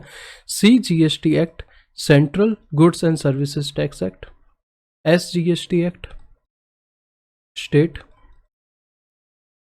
UTGST union territory, IGST integrated, और GST compensation cess act, compensation to state cess act जो भी है वो हम लोग को क्या करना है, पढ़ना है। करेक्ट है। तो सबसे पहले अपने को मेन क्या पढ़ना है, ये सिलेबस में पता है। सबसे मेन जो एक्ट पढ़ना है, मतलब अपने सिलेबस की बात कर रहा हूँ, पेजेस की बात कर रहा हूँ, सबसे ज्यादा पेजेस कौन से कानून के पढ़ने हैं अगर ऐसा बोले तो CGST एक्ट के पढ़ने हैं, क्योंकि CGST एक्ट जो है वो मेजर एक्ट है। SGST एक्ट और UTGST एक्ट तो हम वैसे भी नहीं पढ़ सकते, पढ़ना है तो सिर्फ ओवरव्यू ही पढ़ सकते, क्योंकि इंडिया में कितने सारे स्टेट है, हर एक स्टेट का अलग क्या है, SGST एक्ट है।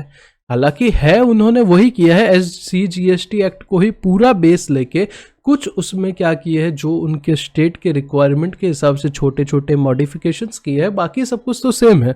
करेक्ट है।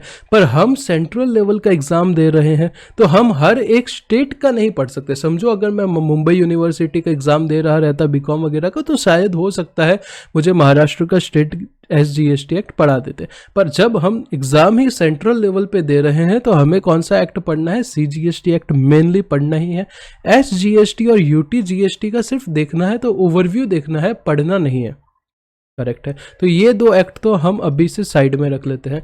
IGST एक्ट पढ़ना है, हाँ जी बिल्कुल पढ़ना है। इसका एक चैप्टर जो कि बहुत इंपॉर्टेंट हो जाता है, प्लेस ऑफ सप्लाई। ये चैप्टर जो है वो IGST एक्ट से लिया गया है, जो time of supply, value of supply, ये सब CGST एक्ट के है।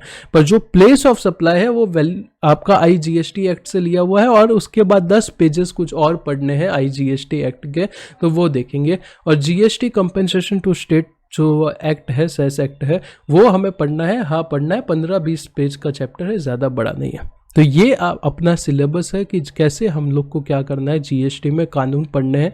तो CGST एक्ट पढ़ना है, बहुत अच्छे से इन डिटेल पढ़ना है। IGST में प्लेस ऑफ सप्लाई मेनली पढ़ना है, और GST compensation to cess act अपने को क्या करना है, पढ़ना है। सिंपल। फिर बात करते हैं रूल्स की। रूल क्यों बनाती है गवर्नमेंट? रूल का देखो, रूल बनाने का पावर सेंट्रल गवर्नमेंट के पास होता है, कानून बनाने का पावर सेंट्रल गवर्नमेंट के पास नहीं होता। कानून बनाने का पावर पार्लियामेंट के पास होता है। चलो ये जो ऊपर अभी रूल्स देखा, तो रूल्स को अच्छे से एक्सप्लेन करने के लिए मैं सोचा प्रॉपर एग्जांपल दे देता हूं कि कोई कानून कैसे बनता है और रूल्स की क्या जरूरत होती है, वो समझ लेते हैं।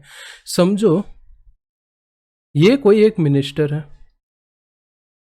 ये कोई क्या लेके आता है, कानून बनाने के लिए प्रपोज बिल लेके आता है। बिल क्या होता है, अगर आपको न्यूज़ वगैरह आप थोड़ा देख रहे रहोगे तो सिटीजनशिप अमेंडमेंट एक्ट आया था, पता है, CAA, जिसके लिए बहुत कुछ हुआ था। उसका पहले नाम क्या था, अगर आप न्यूज़ देखते तो उसको CAB बोला जाता था, सिटीजनशिप। ये अभी लेटेस्ट है तो अच्छे से आपको कनेक्ट होगा, सिटीजनशिप अमेंडमेंट बिल, करेक्ट है। समझो कोई भी इंडिया का होम मिनिस्टर लेके आता है सिटीजनशिप अमेंडमेंट बिल। अभी ये बिल एक्ट कब बनेगा, जब इंडिया में लोकसभा या राज्यसभा, लोकसभा या राज्यसभा दोनों क्या करेंगे, इसको पास कर देंगे। और उसके बाद इंडिया का जो प्रेसिडेंट है, कौन प्रेसिडेंट है, रामनाथ कोविंद जी है, वो इसको क्या कर देंगे, मंजूरी दे देंगे, एक्सेप्ट कर लेंगे, अपना असेंट दे देंगे। तो ये बिल क्या बन जाएगा, CAB CAA बन जाएगा। समझ रहे हो, कोई भी बिल को एक्ट बनाने के लिए क्या करना है, लोकसभा राज्यसभा में पास करना है और प्रेसिडेंट का उसके ऊपर क्या मंजूरी लेना है, तो वो बिल एक्ट बन जाएगा। तो अगर आपको ऊपर अभी मैं बताऊं, जब हम देख रहे थे तो देखो, रूल्स बनाने का पावर किसके पास है, सेंट्रल गवर्नमेंट के पास है, पर एक्ट बनाने का पावर किसके पास है, पार्लियामेंट के पास है। पार्लियामेंट और सेंट्रल गवर्नमेंट अलग है, क्योंकि लोकसभा राज्यसभा में सिर्फ गवर्नमेंट के लोग नहीं बैठते, यहाँ पे गवर्नमेंट के लोग भी बैठते हैं, साथ साथ पे अपोजिशन वाले भी बैठते हैं। तभी तो बहुत सारी चीज़ें पास नहीं हो पाती। अगर कोई गवर्नमेंट सोचे कि हम गलत करना चाहते हैं तो अपोजिशन इसीलिए होता है कि वो उसका क्या कर सके, विरोध कर सके। सिंपल है। हाँ जी सर, सिंपल है। तो ये जो पार्लियामेंट है, ये क्या बनाता है, एक्ट बनाता है। तो चलो अभी फटाफट आगे आते हैं और रूल्स की बात करें। बहुत सारे टाइम अगर आपने देखा होगा तो पार्लियामेंट चलता ही नहीं है। पार्लियामेंट क्या नहीं होता, चलता ही नहीं है। चलता नहीं है मतलब क्या है सर, पार्लियामेंट में क्या होता है, विंटर सेशन होता है, समर सेशन होता है, उतने टाइम के लिए ही वो चलता है तभी भी वो लोग लड़ाई झगड़ा करते रहते हैं। तो उस टाइम पे क्या किया जाए, तो सर उस टाइम पे गवर्नमेंट बोलती है कि वो टाइम पे कुछ इमरजेंसी हो सकती है ना, कि क्या करे, तो वो टाइम पे आप क्या कर सकते हो, रूल्स बना सकते हो। इसीलिए आपने देखा रहेगा इनकम टैक्स रूल्स होते हैं, CGST रूल्स वगैरह। अभी तक GST और कस्टम्स वगैरह में प्रॉपर इतने रूल्स ड्राफ्ट नहीं हुए, इनकम टैक्स में तो बहुत अच्छे से हो चुके हैं। फिर बात करते हैं रेगुलेशंस की। रूल समझा क्या होता है, रेगुलेशन क्या होता है। रेगुलेशन जो होता है वो CBIC इश्यू करता है। अभी CBIC क्या है, बोर्ड है। सबसे ऊपर गवर्नमेंट होता है, गवर्नमेंट के नीचे फिनेंस मिनिस्ट्री होता है।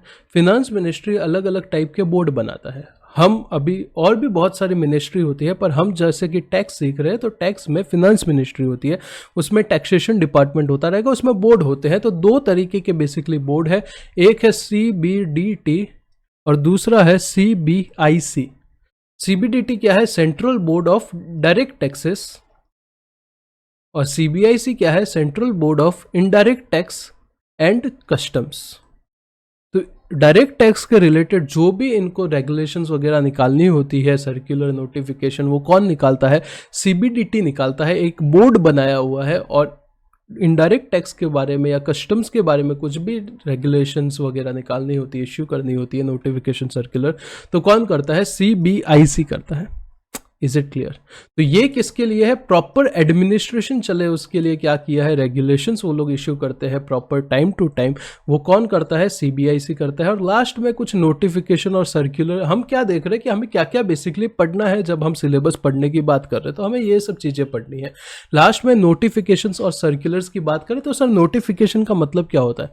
कभी आपने ड्यू डेट एक्सटेंशन का नोटिफिकेशन देखा है, अगर आप काम करते रहोगे तो आपने देखा रहेगा, कोई भी ड्यू डेट एक्सटेंड होती है, जैसे इनकम टैक्स की ड्यू डेट एक्सटेंड हुई, GST के रिटर्न वगैरह फाइल करने की एक्सटेंड हुई, तो उसके लिए क्या किया जाता है, नोटिफिकेशन इश्यू किया जाता है कि हम नोटिफाई करते हैं कि ड्यू डेट क्या हो चुकी है, एक्सटेंड हो चुकी है। इसका मतलब क्या है, ये सब लोगों के ऊपर एप्लीकेबल है, डिपार्टमेंट के लोगों के ऊपर भी एप्लीकेबल है कि भाई एक्सटेंड हो गई तो हो गई, और जो लोग उसका यूज़ करते हैं जैसे कि नॉर्मल पब्लिक, उनके लिए भी एप्लीकेबल है।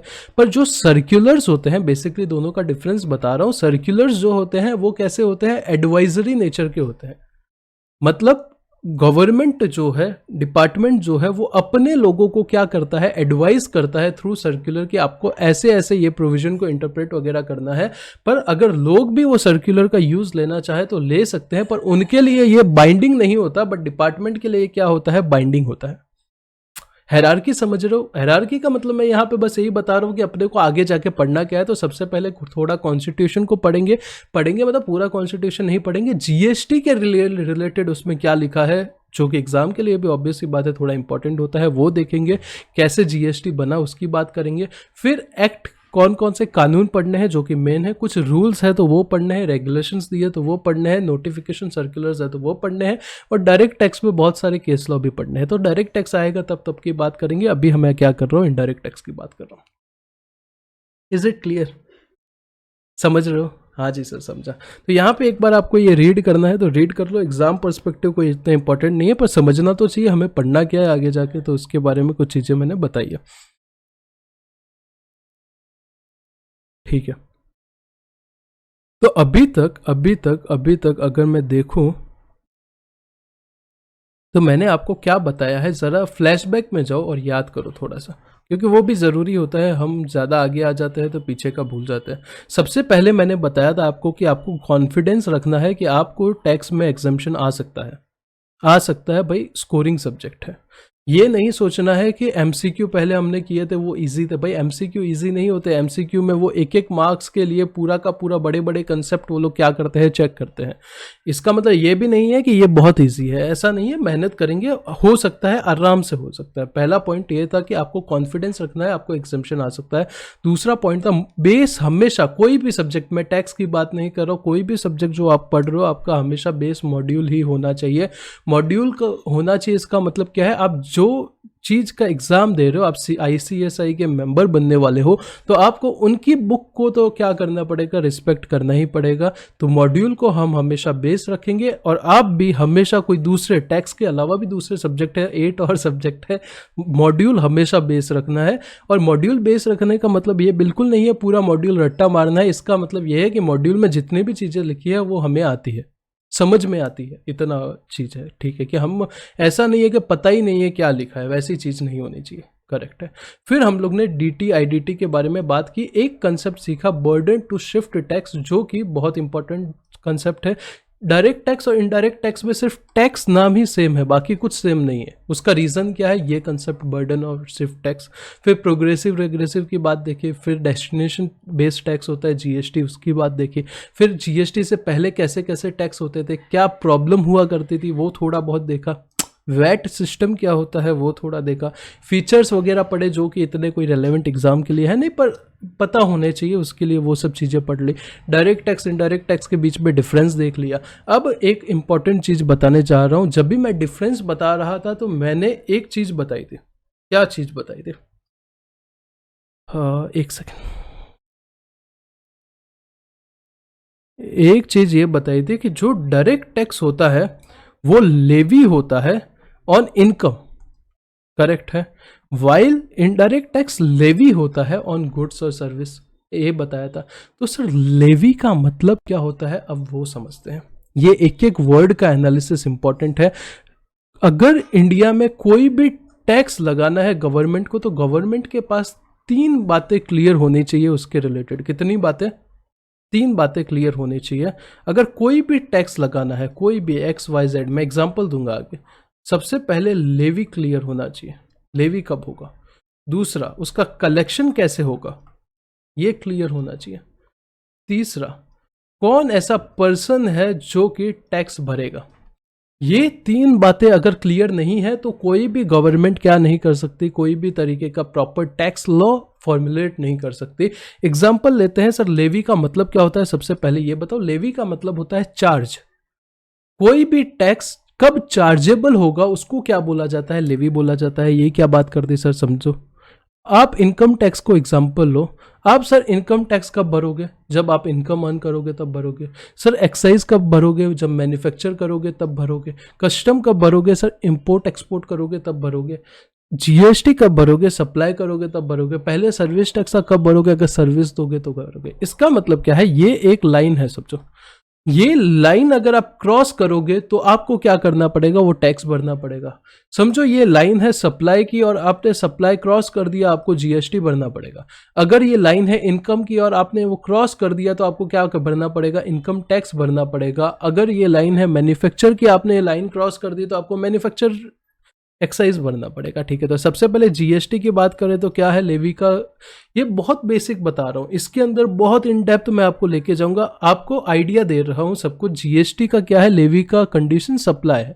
अभी सप्लाई बहुत तरीके की होगी, इंट्रा स्टेट होगी, इंटर स्टेट होगी। सप्लाई का लेक्चर ही मेरा 3-4 लेक्चर लगेंगे सप्लाई को समझाने के लिए, पर जनरल नेचर में सप्लाई मतलब सप्लाई होता है। सिर्फ अभी के लिए उतना बैठा हो, पूरा सप्लाई हम इन डिटेल देखेंगे। आपने एग्जीक्यूटिव में थोड़ा बहुत याद होगा तो देखा होगा, नहीं तो अभी पूरा स्क्रैच से अपन करने वाले हैं, करेक्ट है। जीएसटी अगर सप्लाई कर दोगे तो लेवी हो जाएगा। इनकम टैक्स अगर इनकम अर्न कर लोगे तो हो जाएगा। अभी कैसे, वो सेक्शन 4 में लिखा है कि इनकम का लिमिट क्या होगा जो फिनांस एक्ट में दिया है, उतना अपने को अभी नहीं जाना है। एक्साइज अगर आप मैन्युफैक्चर करोगे तो लगेगा, अभी उसमें भी बहुत सारी कंडीशन है पर उसमें अपने को नहीं जाना। कस्टम्स अगर इंपोर्ट एक्सपोर्ट करोगे तो लग जाएगा। ये क्या होता है, लेवी होता है। कलेक्शन का मतलब क्या होता है, आपका कलेक्शन का सिस्टम क्या होगा। जैसे इनकम टैक्स में बात करें तो जो आप प्रीवियस ईयर में इनकम अर्न करते हो उसके ऊपर टैक्स जमा कराते हो, कहां पे, असेसमेंट ईयर में। जो इनकम पे आप प्रीवियस ईयर में सर हम टैक्स इनकम अर्न करते हैं, वो असेसमेंट ईयर में क्या करते हैं, टैक्स जमा कराते हैं। तो ये गवर्नमेंट का मैकेनिज्म है। ये लेवी तक का सिस्टम जो था ना, ये तुम्हारे लिए था, जो टैक्स जमा करा रहा है उसके लिए था। ये अभी दिमाग लगाना पूरा गवर्नमेंट का काम है कि हम कैसे कलेक्शन करें और किसको, पर्सन को क्या करें, टैक्स भरने के लिए लायबल बनाए। तो सबसे पहले कलेक्शन की बात करें तो कैसे कलेक्शन होगा। इनकम टैक्स की बात करें, मैंने आपको बता दिया प्रीवियस ईयर असेसमेंट ईयर का फंडा चल रहा है। जीएसटी में प्रीवियस ईयर असेसमेंट ईयर का फंडा चल ही नहीं सकता। सर क्यों नहीं चल सकता, मेरे को जरा बताओ। बताता हूं भाई क्यों नहीं चल सकता। देखो बड़े ही सिंपल सी चीज है। इनकम टैक्स में मैं एक आदमी हूं, पूरे साल में एक इनकम अर्न करता हूं, उसके ऊपर क्या करता हूं, अगले साल टैक्स जमा कराता हूं। पर जो जीएसटी है या जितने भी इनडायरेक्ट टैक्स है वो आपके कैसे लगते हैं, पर्सन पे नहीं लगते, कमोडिटी पे, गुड्स पे या सर्विसेज पे लगते हैं। समझो अभी कोई बच्चा गया चॉकलेट खरीद के लेके आ गया, उसे टैक्स जमा करा दिया, क्या अभी वो टैक्स अगले साल कोई भरेगा क्या? It is not possible in case of indirect tax. तो यहां पे मंथली सिस्टम ही होता है, कहीं कहीं पे क्वार्टरली भी होगा, आगे देखेंगे रिटर्न वगैरह फाइलिंग करने में। और कलेक्शन के लिए सबसे इंपॉर्टेंट एक चैप्टर दिया हुआ है, टाइम ऑफ सप्लाई। जब आप टाइम ऑफ सप्लाई को हिट कर लोगे तब क्या होता है, टाइम ऑफ सप्लाई चैप्टर में पढ़ेंगे। अगर आप टाइम ऑफ सप्लाई को जब हिट कर लोगे तब आपका क्या मान लिया जाएगा, तब आपका मान लिया जाएगा कि अब आप लाइबल हो चुके हो टैक्स भरने के लिए। उस दिन आप क्या हो चुके हो, लाइबल हो चुके हो, करेक्ट। फिर बात करते हैं कौन सा पर्सन लायबल टू टैक्स होगा। तो जब इनकम टैक्स की बात करें तो इनकम टैक्स में सेक्शन नंबर 231 में दिया है कौन पर्सन होता है, और सेक्शन नंबर 27 में दिया है कौन असेसी होता है जो टैक्स वगैरह भरेगा, कंप्लायंसेस करेगा।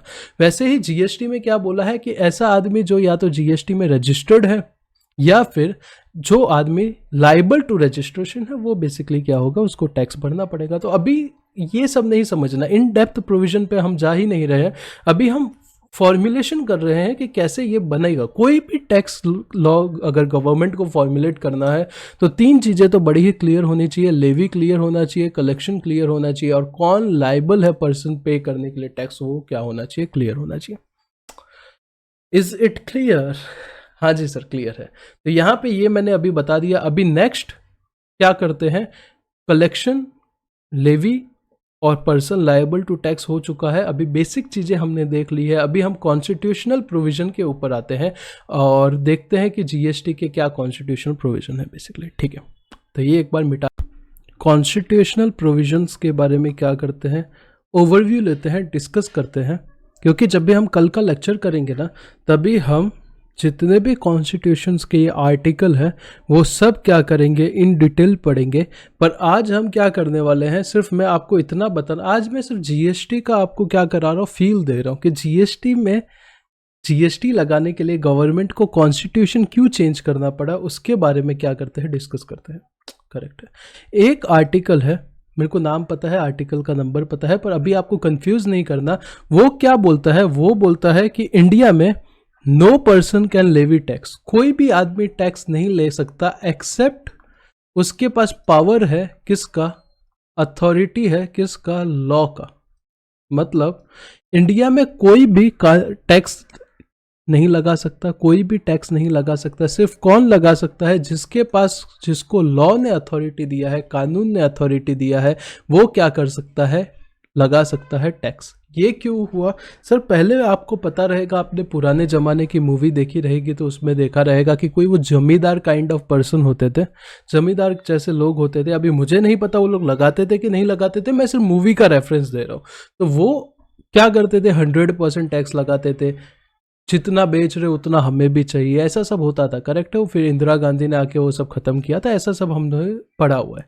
तो वो लोगों को रोकने के लिए कॉन्स्टिट्यूशन में साफ साफ लिख दिया टैक्स सिर्फ वही लगा सकता है जिसका कानून ने पावर दिया है।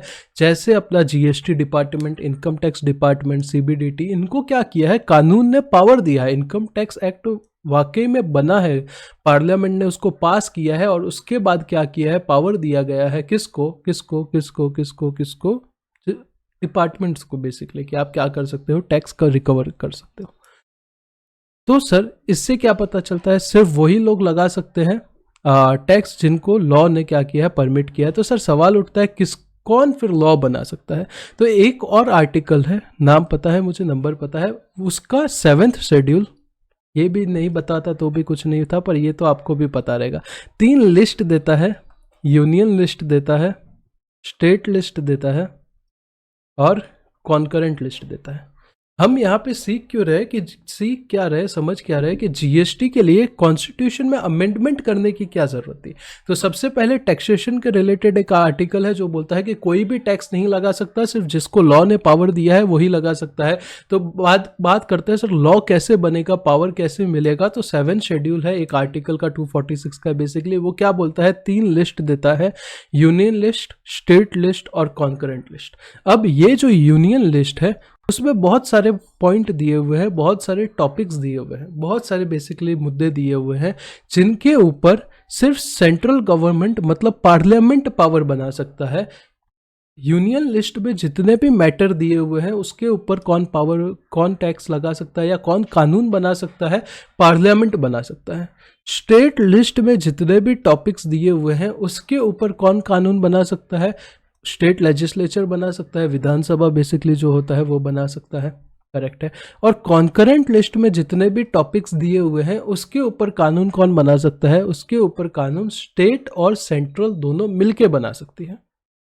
यूनियन लिस्ट में जितने भी मुद्दे दिए हुए हैं उसके ऊपर कौन बनाएगा, उसके ऊपर बनाएगा सेंट्रल गवर्नमेंट मतलब पार्लियामेंट। सेंट्रल गवर्नमेंट नहीं बोलना चाहिए, पार्लियामेंट इज एक्यूरेट वर्ड।